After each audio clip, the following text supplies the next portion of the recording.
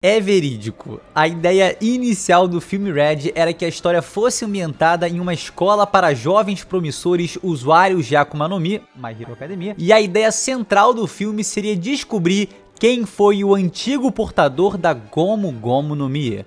Com a combinação de várias habilidades de frutas diferentes, os alunos dessa escola seriam capazes de distorcer o tempo e o espaço e fazer com que Monkey D. Luffy viajasse ao passado, para assim encontrar o garoto que antes dele comeu a Gomu Gomu no Mi. Isso não é uma fanfic maluca, apesar de parecer. Essas são as palavras de Tsutomu Kuroyawa, o roteirista principal do filme Red. Todas essas informações que eu acabei de citar, por mais bizarras que possam parecer, poderiam ter sido verdade, mas alguma coisa aconteceu para tudo isso mudar e o filme se tornar o que se tornou. E logo mais eu vou te contar. Nos últimos dias o filme Red foi lançado em vários países ao redor do mundo, inclusive no nosso Brasilzão, e se por acaso você não foi assistir, mano, corre lá pra ver e mostrar a expressividade de One Piece em todo o país. E com esse espetáculo ao redor do mundo, o Oda fez uma entrevista um tanto quanto curiosa, assim como outros profissionais envolvidos com a obra. E o Oda também fez uma espécie de SBS do filme Red, respondendo perguntas sobre o longa e trazendo informações quentes para nós fãs. Então, se você quer saber dessas novidades e o que é e o que não é canônico no filme Red, esse vídeo é pra você. Também vamos comentar sobre o ranking de força dentro da CP0, a criação da Altar, o sonho final de Luffy ainda não revelado e a origem de Shanks. O Oda deu a entender que a família Figarland ainda vai ter um papel importante para o passado do personagem.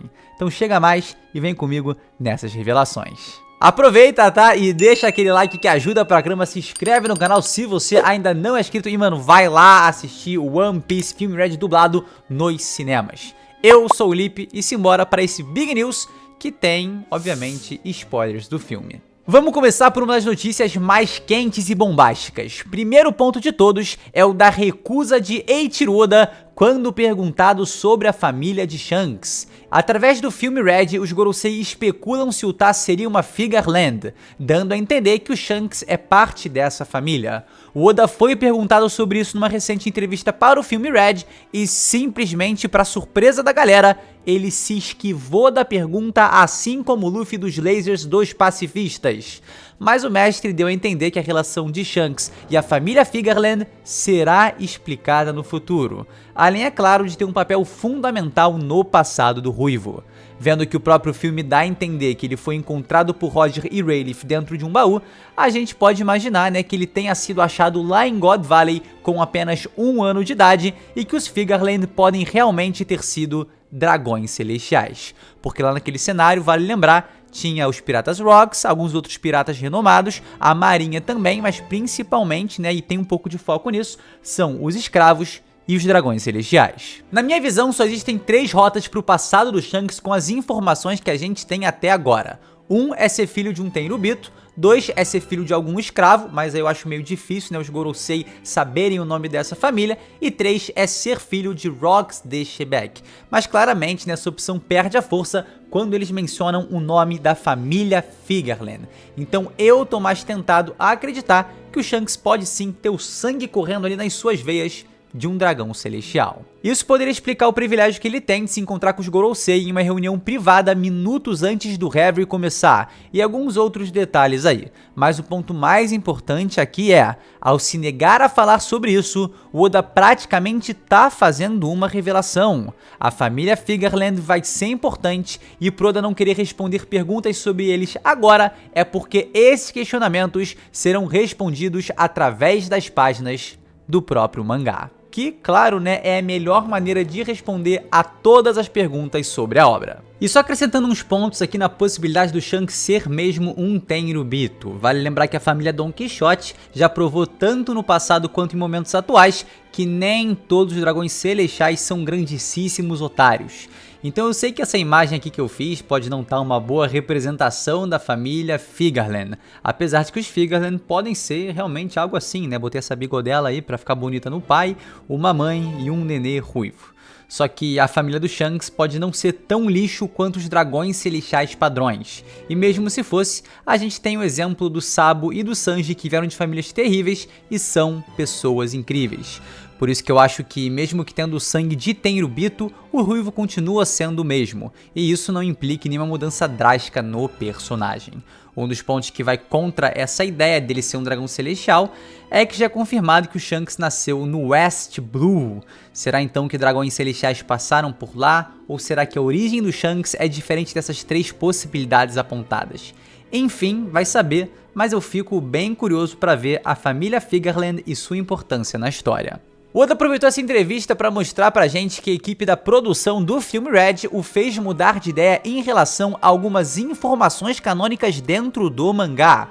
O autor revela que inicialmente não pensava em inserir a Califa e o Blueno na CP0 e nem que o Helmeppo pertenceria a Sword, mas acabou sendo convencido a fazer isso. Eu particularmente não gosto muito dessas interferências externas, até o Oda já comentou uma vez que não gosta que deem palpites assim na sua história.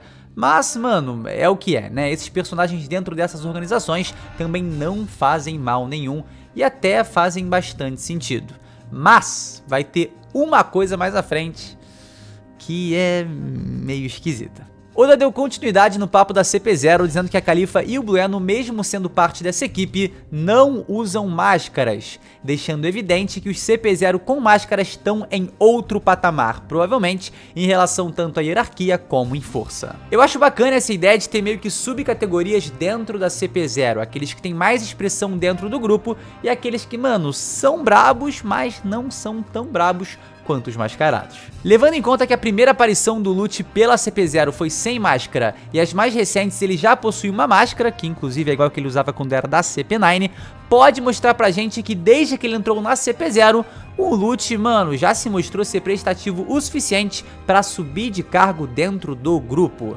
Então essa informação sobre as máscaras e o ranking dentro da CP0 é bem legal, pontua essa mudança no Lute, mas vale lembrar, né, que a Robin já tinha comentado isso no capítulo 1031, quando estava sendo enlouquecidamente perseguida por esses mascarados trevosos, que são a elite da CP0.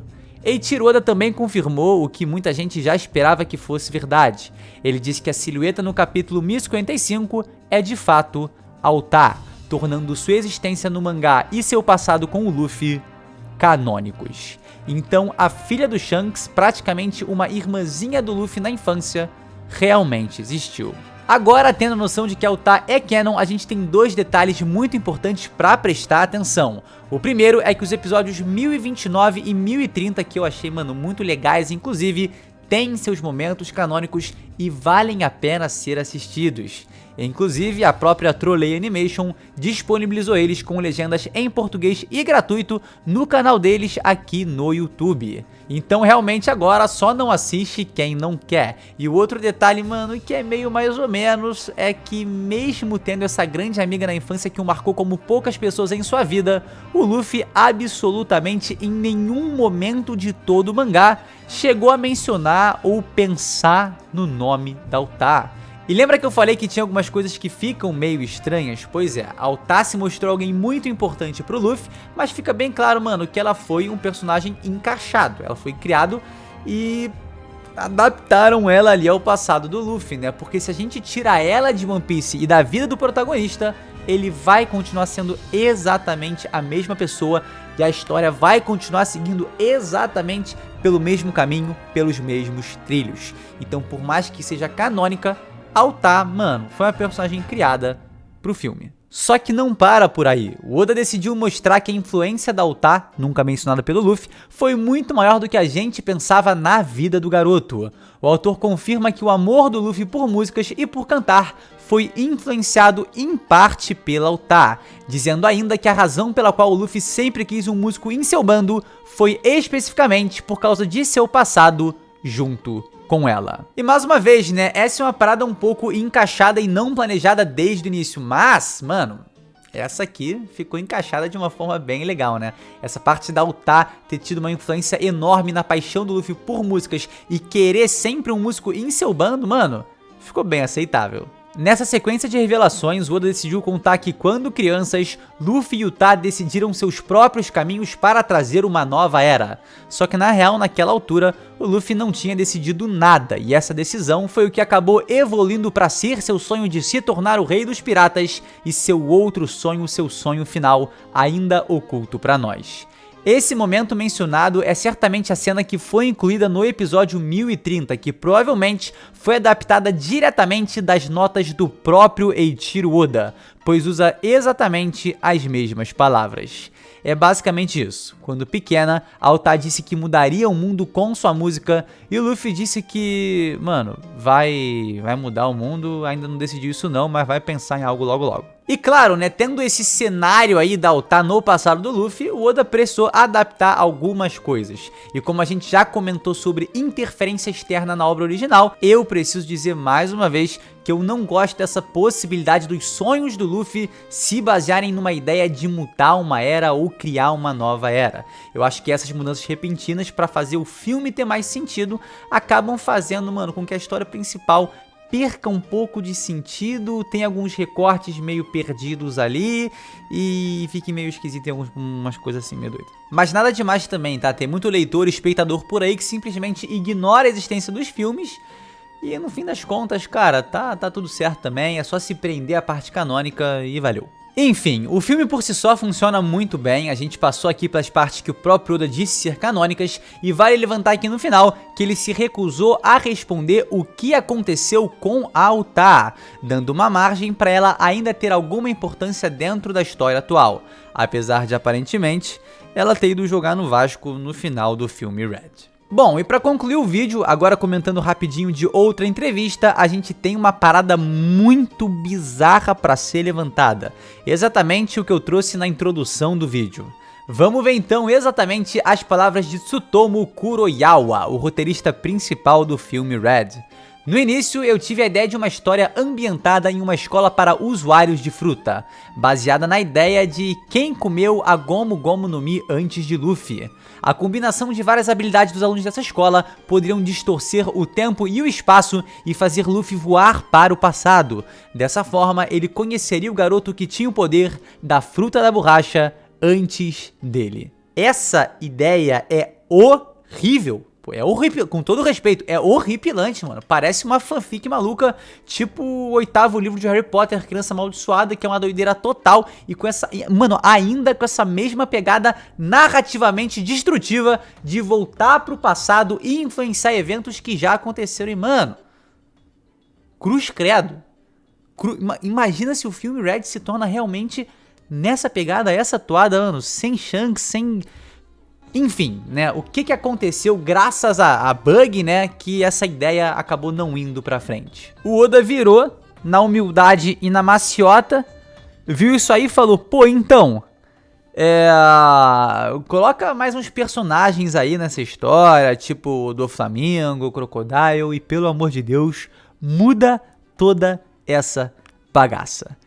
E, cara, com esse feedback do mestre, a história tomou outro rumo e foi em direção a Shanks, Uta e a relação dos dois. O que é, cara, um alívio, tá? Porque, assim, esse filme poderia ter viagem no tempo e tudo mais e não ser canônico. Mas só de ter isso, cara, acontecendo recentemente em One Piece, uma viagem pro passado, eu acho que ia ser... Eu acho que seria ruim, tá? Eu acho que seria, na verdade, muito ruim, porque pra mim, cara, viagem pro passado tem um potencial gigantesco pra cagar uma boa história. Mano, simplesmente tu vai abrir uma margem aí pra tu voltar pro passado e corrigir vários eventos que podem gerar problemas maiores no futuro. E, cara, dessa forma vai sempre ter um lapso ali, vai sempre ter um buraco, uma falha pra você ter mudado alguma coisa no passado que seria um problemão no futuro mano, porque o Dumbledore não voltou com o vira-tempo no passado e falou, pô, o futuro Voldemort, Tom Riddle, tá tranquilo, pô, tá tranquilo, vem cá, me dá um abraço. Resolveu, pô. Tá tudo certo. Enfim, é isso. Não tem viagem no tempo pro passado em One Piece. Até agora. E eu espero, de verdade, do fundo do meu coração, que se mantenha assim. Eu quero saber de vocês rapidinho, tá? Concorda com o que eu falei aqui? Acha que, mano, esse enredo aí, essa história, essa sinopse seria bacanaça? Seria muito maneiro? Acho que tem algum ponto que poderia trazer realmente uma parada muito irada pra One Piece? Afinal de contas, talvez esse antigo garoto, usuário da Gomu Gomu no Mi, poderia ter sido Joy Boy. Mas aí, a gente entra em outro problema, que é tratar Joy Boy no filme e não no mangá. Vocês entenderam tudo, né?